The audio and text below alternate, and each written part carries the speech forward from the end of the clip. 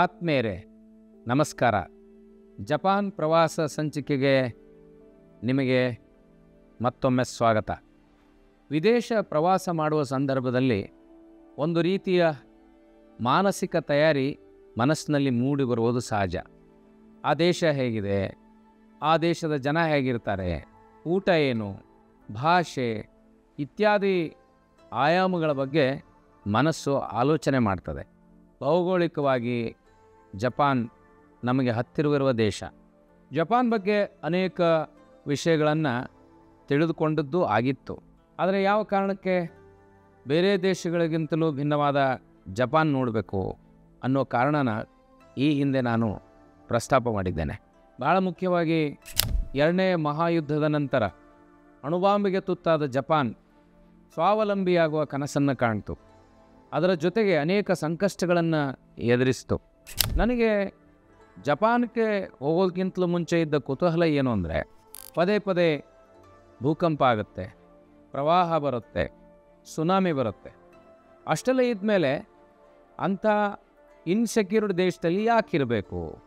ಜಪಾನಿಗರು ಹೇಗೂ ಆರ್ಥಿಕವಾಗಿ ಬಹಳಷ್ಟು ಶ್ರೀಮಂತರಾಗಿದ್ದಾರೆ, ಸೇಫ್ ಆಗಿರುವಂಥ ದ್ವೀಪವನ್ನು ಅವರು ಯಾಕೆ ಖರೀದಿ ಮಾಡಬಾರ್ದು, ಅಥವಾ ಸೇಫ್ ಆಗಿರೋ ದ್ವೀಪದಲ್ಲಿ ಅವರು ಯಾಕೆ ನೆಲೆಸಬಾರ್ದು ಅನ್ನುವಂಥ ಭಾವನೆ ಮೂಡ್ತಾಯಿತ್ತು.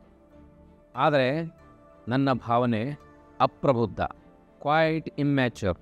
ಊರು ಸರಿಯಿಲ್ಲ, ಹುಟ್ಟಿದ ಭೂಮಿ ಸರಿಯಿಲ್ಲ ಅಂತ ನಾವು ದೇಶ ಬಿಟ್ಟು ಪಲಾಯನ ಮಾಡೋದು ಹೇಡಿತನ. ಆದರೆ ಆ ನಡುಗುವ ಭೂಮಿ, ಸುನಾಮಿ, ಈ ಎಲ್ಲದರ ಮಧ್ಯೆ ಹೇಗೆ ದೇಶವನ್ನು ಕಟ್ಟಬೇಕು ಅನ್ನೋದನ್ನು ನಾವು ನಿಜವಾಗಲೂ ಜಪಾನಿಗರನ್ನು ನೋಡಿ ಕಲಿಬೇಕು. Necessity is the mother of invention ಅನ್ನುವಂಥ ಒಂದು ಮಾತಿದೆ. ನಮಗೆ ಅಗತ್ಯ ಬಿದ್ದರೆ ಆ ಅಗತ್ಯವನ್ನು ಪೂರೈಸುವ ಸಂಶೋಧನೆಗೆ ಮನಸ್ಸು ಓಡ್ತದೆ. ಹಾಗೆ ಭೂಕಂಪಕ್ಕೆ ನಡುಗದ ಕಟ್ಟಡಗಳನ್ನು, ಸುನಾಮಿಗೆ ಬೆಚ್ಚಿ ಬೀಳದ ಮನಸ್ಥಿತಿಯನ್ನು ರೂಪಿಸಿಕೊಳ್ಳಕ್ಕೆ ಜಪಾನಿಗರು ನಿರ್ಣಯ ಮಾಡಿದ ಕಥೆಯನ್ನು ನಾನು ಓದಿದ್ದೆ. ಆದರೆ ಅದನ್ನು ನೋಡುವ ಕುತೂಹಲ ಅಪಾರವಾಗಿತ್ತು.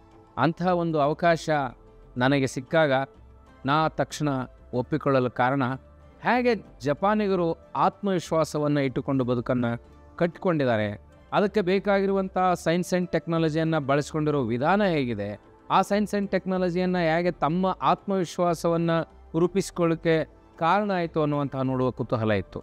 ನಾವು ಒಬ್ಬ ವ್ಯಕ್ತಿಯನ್ನು, ಒಂದು ಊರನ್ನು, ಒಂದು ದೇಶವನ್ನು ಹೇಗೆ ನೋಡಬೇಕು ಅನ್ನೋದನ್ನು ಲೈಫ್ ಸ್ಕಿಲ್ ಟ್ರೈನಿಂಗ್ನಲ್ಲಿ ಅರ್ಥ ಮಾಡಿಕೊಂಡಿದ್ದೇವೆ. Strength, weakness, opportunity and challenges. Once again as we discussed ಸ್ವ್ಯಾಕ್ analysis. ಆ ಸ್ವ್ಯಾಕ್ ಅನಲೈಸಿಸ್ ಹಿನ್ನೆಲೆಯಲ್ಲಿ ನೋಡಿದಾಗ ಜಪಾನ್ನಲ್ಲಿ ನಮಗೆ ಭಾಳಷ್ಟು ಸ್ಟ್ರೆಂತ್ ಕಣ್ಣಿಗೆ ಕಾಣು. ವೀಕ್ನೆಸ್ ಇಲ್ಲ ಅಂತಲ್ಲ, ವೀಕ್ನೆಸ್ ಇದೆ, ಅದನ್ನು ಮತ್ತೆ ಯಾವಾಗಲಾದರೂ ಮಾತಾಡೋಣ. ಆದರೆ ಅಪಾರ್ಚುನಿಟಿ ಏನು, ಆ ಅಪಾರ್ಚುನಿಟಿಗಳ ಜೊತೆಗೆ ಅವರು ಎದುರಿಸುವ ಸವಾಲುಗಳೇನು, ಚಾಲೆಂಜಸ್ ಏನು ಅನ್ನೋದನ್ನು ನಾನು ಗಂಭೀರವಾಗಿ ಅಧ್ಯಯನ ಮಾಡಲಿಕ್ಕೆ ಪ್ರಾರಂಭ ಆಗಿದ್ದು. ನಾನು ಇಲ್ಲಿ ಕೇವಲ ಒಬ್ಬ ಮೋಜಿನ ಟೂರಿಸ್ಟ್ ಆಗಿ ಹೋಗಿರಲಿಲ್ಲ.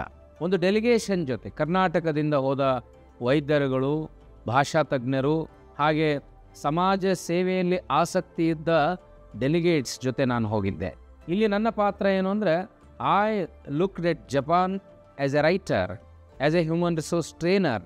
ಹಾಗೆ ಸೂಕ್ಷ್ಮ ಮನಸ್ಸಿನ ಒಳನೋಟದ ಅಬ್ಸರ್ವೇಷನ್ ಅನೇಕ ಸಮಸ್ಯೆಗಳಿಗೆ ಪರಿಹಾರವನ್ನು ಒದಗಿಸಿತು. ಈ ಹಿನ್ನೆಲೆಯಲ್ಲಿ ನಮ್ಮ ಪ್ರವಾಸ ಮೊದಲು ಆರಂಭವಾಗಿದ್ದೇ ಟೋಕಿಯೋ ನಗರದಿಂದ.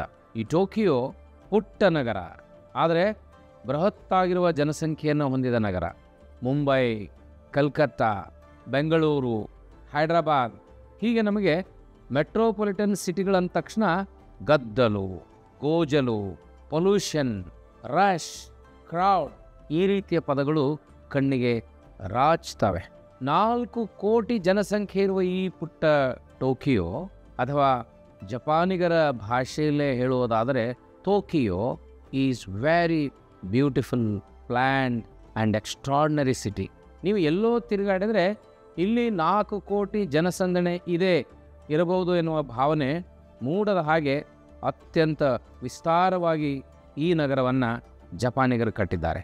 ಕೇವಲ ಸಂಜೆ ಬುಲೆಟ್ ಟ್ರೈನ್ ಬಂದಾಗ ಎಲ್ಲ ಮೆಟ್ರೋ ಟ್ರೈನುಗಳು ಸ್ಟೇಷನ್ಗೆ ದಾಳಿ ಇಟ್ಟಾಗ ಇರುವೆ ಸಾಲಿನಂತೆ ಒಮ್ಮೆಲೆ ಜನ ನುಗ್ಗುವುದನ್ನು ಬಿಟ್ಟರೆ ಯಾವ ರೀತಿಯ ಪೊಲ್ಯೂಷನ್ ಆಗಲಿ ಅಶಿಸ್ತಾಗಲಿ ಜಪಾನಿಗರಲ್ಲಿ ನಾವು ಕಾಣೋದಿಲ್ಲ.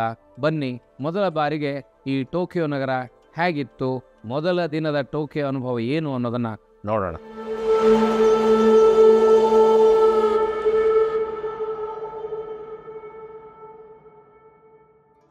Tokyo, the capital city of Japan, has a rich and diverse history that spans several centuries. ಹೀಗೆ ಜಪಾನನ್ನು ಇಂಗ್ಲೀಷ್ನಲ್ಲಿ ವರ್ಣಿಸ್ತಾರೆ. ಮುಖ್ಯವಾಗಿ ಟೋಕಿಯೋ ಸಿಟಿ 16 ಮತ್ತು 17ನೇ ಶತಮಾನದಲ್ಲಿ ಈ ಸ್ಥಳವನ್ನು ಇದೋ ಅಂತ ಕರಿತಾ ಇದ್ರು. ಆಗ ಇದು ಜಪಾನಿನ ರಾಜಧಾನಿ ಆಗಿರಲಿಲ್ಲ. ಆಗ ಜಪಾನ್ ರಾಜಧಾನಿ ಕಿಯೋತೋ ಆಗಿತ್ತು. 18ನೇ ಶತಮಾನದಲ್ಲಿ ನಂತರದ ದಿನಗಳಲ್ಲಿ ಒಂದಿಷ್ಟು ಬದಲಾವಣೆಯನ್ನು ಈ ಇದೋ ಪ್ರದೇಶದಲ್ಲಿ ಮಾಡಲಾಯಿತು. ಇಲ್ಲಿ ಕೇವಲ ಮೀನುಗಾರಿಕೆ, ಸಮುದ್ರಕ್ಕೆ ಸಂಬಂಧಿಸಿದ ಚಟುವಟಿಕೆಗಳು ನಡೀತಾ ಇದ್ದವು. 19 ಮತ್ತು 20ನೇ ಶತಮಾನದಲ್ಲಿ ಟೋಕಿಯೋ ಅನೇಕ ಬದಲಾವಣೆಗೆ ತನ್ನನ್ನು ತಾನು ತೆರೆದುಕೊಳ್ಳಿ. ಜಪಾನ್ ರಾಜಧಾನಿಯನ್ನಾಗಿ ಟೋಕಿಯೋವನ್ನು ನಿರ್ಮಾಣ ಮಾಡಬೇಕು ಅನ್ನುವಂಥ ಅಭಿಪ್ರಾಯ ಕೂಡ ಈ ದೇಶದಲ್ಲಿ ಮೂಡಿಬಂತು. 1923ರಲ್ಲಿ ಗ್ರೇಟ್ ಕ್ಯಾಂಟೋ ಅರ್ತ್ಕ್ವೇಕ್ ಆದಮೇಲೆ ಜಪಾನಿಗರು ತತ್ತರಿಸಿ ಹೋದರು. ಈ ಘಟನೆಯ ನಂತರ ಸಂಪೂರ್ಣ ವಿನಾಶವಾದ ಈ ನಗರವನ್ನು ಪುನರ್ ನಿರ್ಮಾಣ ಮಾಡಲೇಬೇಕು ಅನ್ನುವಂಥ ಹಠ ತೊಟ್ಟರು. 2ನೇ ಮಹಾಯುದ್ಧದ ನಂತರ ಟೋಕಿಯೋ ಸಂಪೂರ್ಣ ವಿನಾಶವಾಯಿತು. ಇಲ್ಲಿ ವಿಪರೀತವಾದ ಅನಾರೋಗ್ಯಕರ ಬಾಂಬಿಂಗ್ ಕೂಡ ನಡೀತು. ಈ ಯುದ್ಧದ ನಂತರ 1950ರಿಂದ 60ರವರೆಗೆ ಜಪಾನನ್ನು ಆರ್ಥಿಕವಾಗಿ ಸದೃಢಗೊಳಿಸುವ ನಿರ್ಣಯ ಮೊದಲ ಆಯ್ಕೆ ಟೋಕಿಯೋ ಆಗಿತ್ತು. 1964ರಲ್ಲಿ ಟೋಕಿಯೋ ನಗರವನ್ನು ಸುಂದರವಾಗಿ ಪುನರ್ ನಿರ್ಮಾಣ ಮಾಡಿದ ಮೇಲೆ ಸಮರ್ ಒಲಿಂಪಿಕ್ಸ್ ಆಯೋಜಿಸಲಾಯಿತು. ಆಗ ಜಗತ್ತು ವಿನಾಶವಾಗಿದೆ ಟೋಕಿಯೋ ಅಂತ ಭಾವಿಸಿದ್ರಲ್ಲ, ಹೊಸ ಜಗತ್ತನ್ನು ಇಲ್ಲಿ ಸೃಷ್ಟಿ ಮಾಡಿ ತೋರಿಸಿದರು. ಹಾಗೆ 1980ರ ನಂತರ ಈ ಪ್ರದೇಶ ಬೆಳೀತಾ ಹೋಯಿತು. 1990ರ ನಂತರ ಈಗ ಕಣ್ಣಿಗೆ ಕಾಣುವ ಟೋಕಿಯೋ ಅರಳುತ್ತಾ ಹೋಯಿತು. ಹಾಗೆ 2020ರಲ್ಲಿ ಮತ್ತೊಮ್ಮೆ ಒಲಿಂಪಿಕ್ಸ್ ಸ್ಪರ್ಧೆಯನ್ನು ಏರ್ಪಡಿಸಿ ಈ ಟೋಕಿಯೋ ಜಗತ್ತಿನ ಗಮನವನ್ನು ಸೆಳೆಯಿತು. ಇಲ್ಲಿ ದೇವಸ್ಥಾನಗಳನ್ನು ನಿರ್ಮಿಸಿ, ಸಾಂಸ್ಕೃತಿಕ ಕೇಂದ್ರವನ್ನು ಪ್ರಾರಂಭಿಸಿ, ಕಲ್ಚರಲ್ ಹಬ್ ಕೂಡ ಆಗಿ ಟೋಕಿಯೋ ಬೆಳೀತು. ಪಾಪ್ಯುಲೇಷನ್ ಮತ್ತು ಅರ್ಬನ್ ಡೆವಲಪ್ಮೆಂಟ್ಗೆ ಜಪಾನ್ ದೇಶ ಟೋಕಿಯೋ ನಗರವನ್ನು ಆಯ್ಕೆ ಮಾಡಿಕೊಳ್ತು.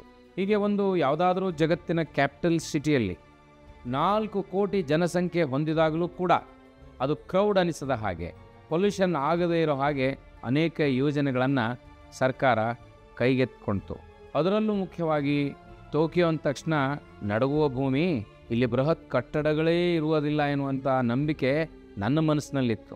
ಆದರೆ ಇಲ್ಲಿ ಮಿನಿಮಮ್ ಕಟ್ಟಡಗಳ ಅಂತಸ್ತೇ 10 ಅಂತಸ್ತು, ಮ್ಯಾಕ್ಸಿಮಮ್ 100 ಮಹಡಿಗಳ ಕಟ್ಟಡಗಳನ್ನು ನೋಡಿದಾಗ ನಾನು ನಿಜವಾಗಲೂ ಭಾವಪೂರ್ಣನಾಗಿ ಹೋದೆ. ಎಂಥ ಅನಾಹುತ ಕಲ್ಪನೆಯನ್ನು ತಿರುಮುರುವಾಗಿಸಿದ ಶಕ್ತಿ ಜಾಪನಿಗರಿಗಿದೆ.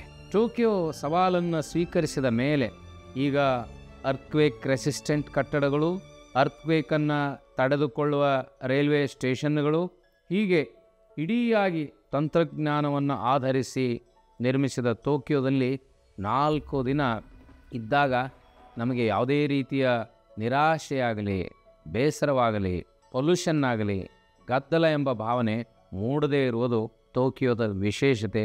ಬನ್ನಿ, ಟೋಕಿಯೋ ನಗರದ ಮಹತ್ವದ ಅಭಿವೃದ್ಧಿಯನ್ನು, ತಂತ್ರಜ್ಞಾನವನ್ನು ಒಮ್ಮೆ ನೋಡಿಕೊಂಡು ಬರೋಣ.